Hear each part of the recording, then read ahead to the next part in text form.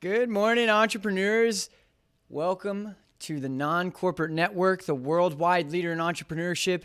You are watching Entreprenews, a show where Dustin and I debate the top 6 trending small business headlines for 3 minutes each.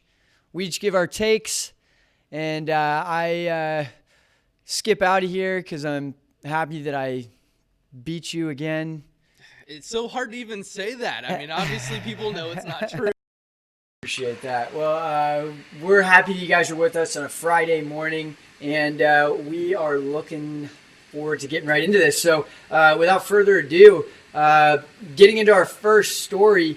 So there was it was great TV on Wednesday, congressional hearing where the Facebook's, the Google, Apple, and Amazon's CEOs were repeatedly asked questions. And one thing that came up was this whole concept of Facebook being a monopoly because of its purchase of Instagram and WhatsApp. It's a hot topic of discussion. There's a lot of different schools of thought here. But the whole idea is Facebook impeding on the American dream by buying up any competitor that could harm them? Mark Zuckerberg was reportedly in his email, they found that he said Instagram can hurt us. And the way to look at this is that we're buying time by buying Instagram. And so the writing seems to be on the wall that this is anti-competitive behavior. Dustin, what are your thoughts on how this is impeding the American dream? And is Facebook really a monopoly because of their purchase of these two companies? Well, I mean, it's the American dream is to start a business, get a house, and turn around and sell that business for money. So I mean, that's basically what Facebook is doing, is buying who would be competitors, and so that they're kind of fueling the American dream. That being said, I mean, acquisitions happen all the time, and they're strategic. And I mean, that's at the time you could say that they're buying competitors. Sure, they are, but the Antitrust Act is really to protect consumers against creating those monopolies. But I mean, you still have Right. Twitter, you still have LinkedIn, you still have Pinterest, and the list goes on. Google Plus. I mean, as we all laugh about that, but it's still a social channel as much as they tout it to be. So I mean, there's plenty of competition out there. I mean, that to me, it's a smart business move. It's you're acquiring those who might be a competitor. And I look at this as a risk. WhatsApp has 1.6 billion users. Instagram has over 1 billion users. Facebook has 2.2 billion users, or somewhere around that number. This is a lot of reach. And I mean, you mentioned Twitter with 300 million users. You mentioned LinkedIn with roughly the same. And now think back to when Instagram's deal happened in 2012, WhatsApp deal happened in 2014. The social media landscape looked a little bit different back then. You didn't have TikTok. You didn't have these other companies. So are we just now catching something 6-7 years down the road that probably should have been addressed then if it was going to be addressed? And I think that, having a delay of that magnitude between recognizing that there's a flawed policy and, a deal like that going through, I think is a bigger issue. No, again, I think they're smart moves. Back then, they weren't as big as they were. Facebook just did a great job at executing at two different businesses, and they've grown it to what it is today. And at the end of the day, the Antitrust Act, helps the consumer. All the platforms are free for the consumer, so the consumer is not being hurt. And that's the whole protection of what that is. Again, what I've mentioned is I think what we need to do is talk about who this Privacy Act is helping out, because it's the advertisers. At the end of the day, the business model is to sell advertising space. So the consumer, the one actually using the platforms, they're not being hurt at all. Well, it's because they don't know all I'll say is that I didn't even mention the copying of all the other products and putting them on there if they don't acquire them. So, they have Reels going to be fake TikTok. Anyway, getting into our next story. A third of small business owners have tapped into personal funds to stay afloat. Recent survey from Reuters, and roughly 35% of small business owners out of the 70% of those 35% of small business owners have leaned into one of the following. We're looking at, just reading the numbers here. Personal credit cards, 24% of surveyors were using. Business credit cards, personal saving accounts, business saving accounts. So, I guess my question to you, Dustin, is when is this money going to run out? And if small business owners are continuing to tap into their personal funds, this doesn't include the people that have already kind of started collecting unemployment or shut the door instead of tapping into their personal funds. So, what does this say? And is the runway shrinking? Is the runway going to start to expand again? Or what are your thoughts here? No, I mean, the runway is definitely shrinking, and it's crazy to see how many people are dipping into personal savings and whatnot. I mean, we've had mortgage forbearance for a couple months now. That's coming to an end. Mortgage companies have started asking for their missed mortgage payments. Unemployment's coming to an end unless Washington can do something. I mean, it's all the signs of not a good future. And I mean, it's we'll see what happens. I mean, you only have so much runway with your savings, and there's only so much that we can do in terms of printing money before we just start, driving up inflation and the dollar doesn't mean as much anymore. And so it's trying to find the balance of how much cushion do you give people. And right. I mean, unemployment is still up. I mean, granted, it's come down every month the last 3 months, but it's still pretty high up there. And well, the things that really trouble me too are that we're tapping into 24% of survey respondents said their personal credit cards, 20% of survey respondents said their business credit cards. So now we're on borrowed time. We know what these APRs can look like depending on the credit card that you have, whether it's personal or business. And so if we're going to now get into this borrowed time and we're going to just keep using the credit card, those interest payments are going to really slam people. And if they couldn't afford doing business now, then, are they going to be around in 6 months? Are they going to be worse off by having, that much burying them if they're going to use all of the limit on their credit card to stay afloat? Yeah, I mean, with these numbers, I guess time to go invest in Amex and Discover and whatnot. But yeah, I mean, it's borrowed time, and sure, it helps with cash flow, but, I think everyone's banking on, all right, we only have 1 more month of this. We have 1 more month.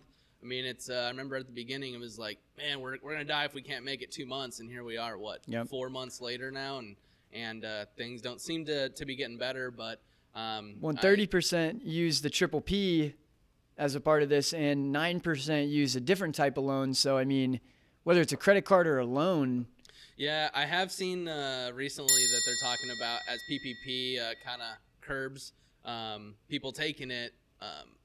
Private business loans have increased quite a bit or substantially in the last couple of weeks. And so, yeah, people are borrowing. It's only so much runway, though. It's interesting. Yeah. Well, getting into our next story, going back to the antitrust hearing on Wednesday, Jeff Bezos can't promise Amazon's employees don't access independent seller data. This is a big topic of discussion. Over 1 million people are Amazon sellers, and the marketplace for Amazon is generating almost double what AWS generates, around $60 billion in revenue. And so this is a very hot topic of discussion. Is Amazon just the platform, or are they actually allowed to look at this seller data and see what things are trending and see the pricing on things and then undercut those people in their market and push them out? Dustin, what are your thoughts on the responsibility of Amazon here, and how do you see this playing out? It's interesting because it's they're essentially allowing others to sell their product on their platform. They get data. They then make a white label product, sell it for a little bit cheaper. They know who to reach because they have the data and can essentially push out the competition. I guess I'm not too familiar with all this, but I mean, how does that not kind of compare to Walmart? I mean, you got everyone that is on their shelves. They get data on what's selling, what's not, and then they have their own private label, right? Line. And so, I mean, I guess how is that any different? Yeah, well, I mean, the big thing is that they're putting in purchase orders for the products. This is something where Amazon sellers are fronting the product. That the hardest part about this is finding and sourcing the correct product that's actually got a need for it, and then getting that at a good price and being able to make money off of that. And so with Amazon sellers doing that work and then just shipping the products directly to the Amazon warehouse, more often than not, 60% of Amazon sellers are now doing that. It comes down to they're fronting the product to Amazon, and Amazon is now saying, by the way, we don't need you to keep fronting it anymore. We've made it ourselves. Buy. And so it's like almost like insider trading, that they're using the data on a marketplace where 30% of those searches, 30% plus of the searches for products start there. They've got the actual marketplace, and then they've got, the sellers.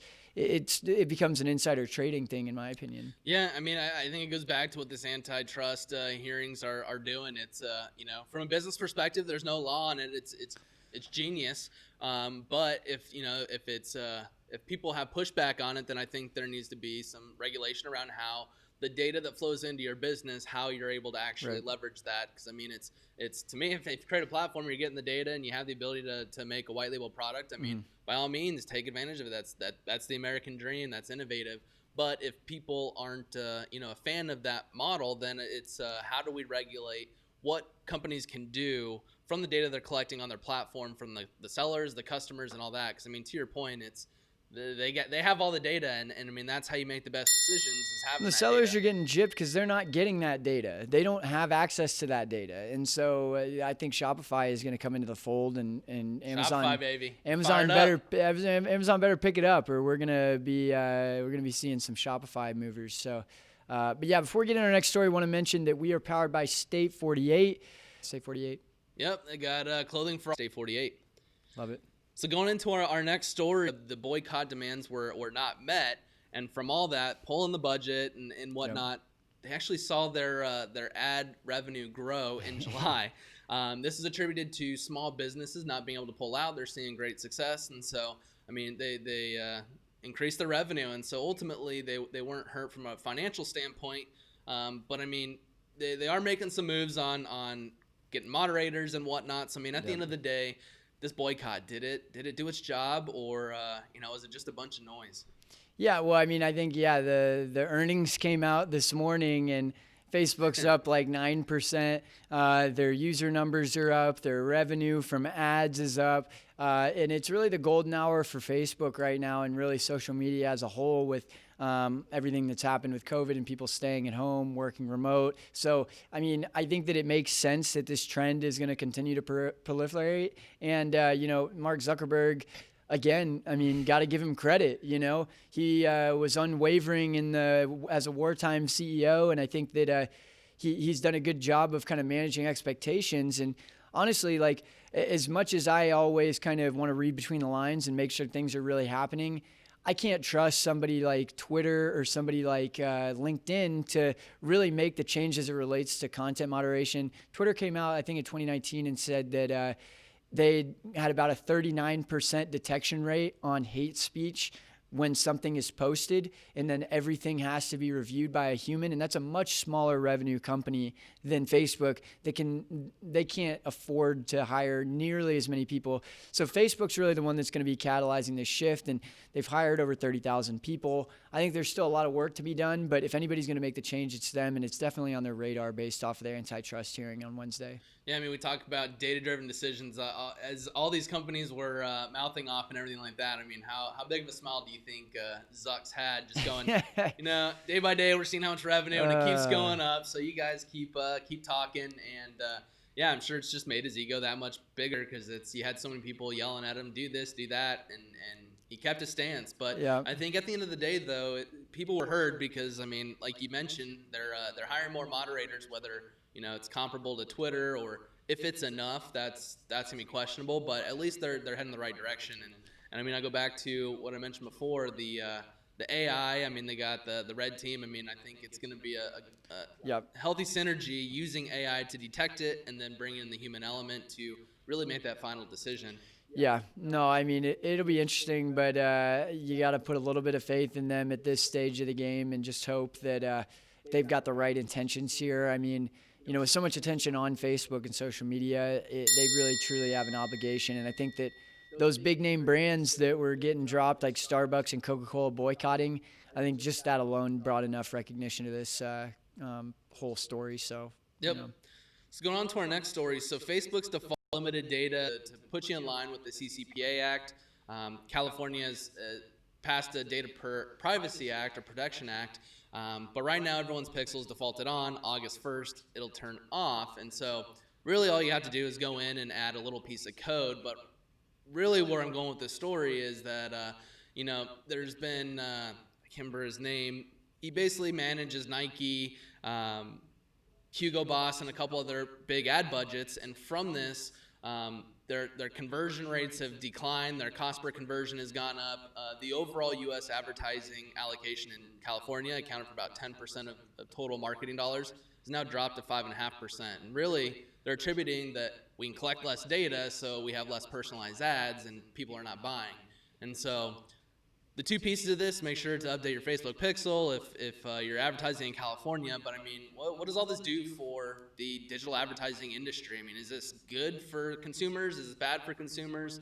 What are your thoughts, Chaz? I mean, they need to be more transparent about what is being taken. I think that the CCPA, now people are kind of looking at as a bit extreme.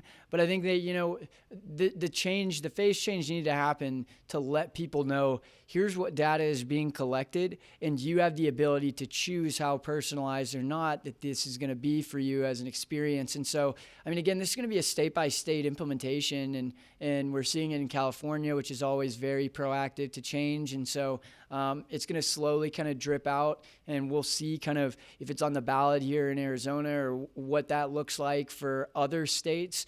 But, overall, I mean, as much as I can see that it could help a consumer, I think that these companies can't be solely reliant on a Facebook pixel, right? Like, you need to have an exterior data source where you're getting people into your CRM and you're keeping track of them outside of the pixel, outside of these social networks. They should be a way to help you with your marketing and pour gas on the fire for your marketing, but they shouldn't be something you're solely reliant on anyway. Yep. No, I love it. Work on your first party data. That's what it comes down to. I mean, it's the pixel. It's awesome, but I mean, I see what it's doing, trying to protect consumers. But I mean, my thing is with sales going down. I mean, everyone can agree that they don't like advertisements, but more people can say, I hate when I see complete irrelevant ads, and that's all this is going to cause, because we don't have as much data to serve the ads. But from a marketing perspective, it's, so many people in the space are getting upset. It's like, oh, it's going to be harder. It's going to be harder. And I love that, because now it's only the best are going to win. You gotta produce good creative. You have to work on that first party data, and that's how you drive the personalization. So it's those who are good will win. And that's what I'm pumped about. Fair enough. So on to our next story. Australia, they're going to talk about path, and really they're trying to work with the news sources where someone like CNN, they post something, it gets indexed on Google, it shows up. Google's leveraging that content to drive people to their platform. And so what they're saying is these companies should be compensated for that. Granted, this is not the US, this is Australia. They mentioned that if they don't comply, that there is going to be a $7.2 million fine. And to me, that's pennies in the bucket. But I mean, what are your thoughts on this? I mean, should these platforms that are sourcing other people's content be charged to show it? I mean, ultimately, they're making revenue by having this content. And it goes back to kind of the example that we saw with Amazon and the sellers, right? I think that looking at this, it's a fundamental shift in our expectation of what Google is. Google is the platform where the content is served, and by being the platform and the publisher, there's going to be a lot of conflicts of interest. And if they have data and inside, they've shown that they'll rank their sites that are owned by them, or the sites that are incentivized by Google AdWords at the top. And so, I think that if these companies like CNN or these Australian media companies are driving legitimate traffic through Google is just a mechanism to reach, that news publisher, as opposed to the reason that somebody would reach it is only because it is Google. So I think there's definitely some more conversation that needs to happen. But I mean, I'd love to see how this can kind of be pitched and applied to the U.S. in some way. Yeah, no, it's funny. I mean, to your point, it's like, Google's taking our content and driving attention there. So it's like, well, let's not make it indexed by Google, but then it's like, well, now we don't have any traffic come to our sites. So now we got to use Google Ads to drive the traffic. So now either way, they're going to make their money. So you need that traffic to your website. I mean, most of these news publications, that's how they make their money is serving ads. And to your point, that's how Google could be prioritizing it. It's like small business news. Whenever we do this and try and look for articles, that's the first thing I look for.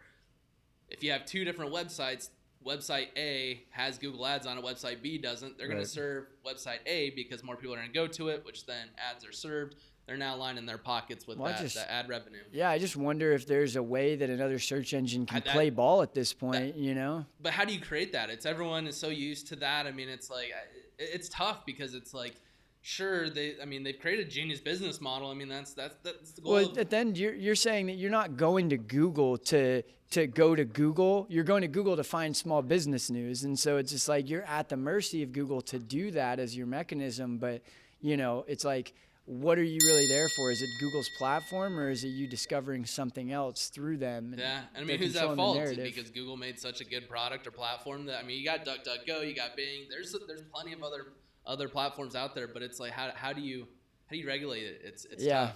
Yeah, no, I mean, you know, this publisher platform type of conversation can be applied to any of these antitrust companies, but you know. At the end of the day, it's going to take raising awareness, and I think that's what was done on Wednesday. So, yeah, if you guys haven't watched that, it's on YouTube. Check it out.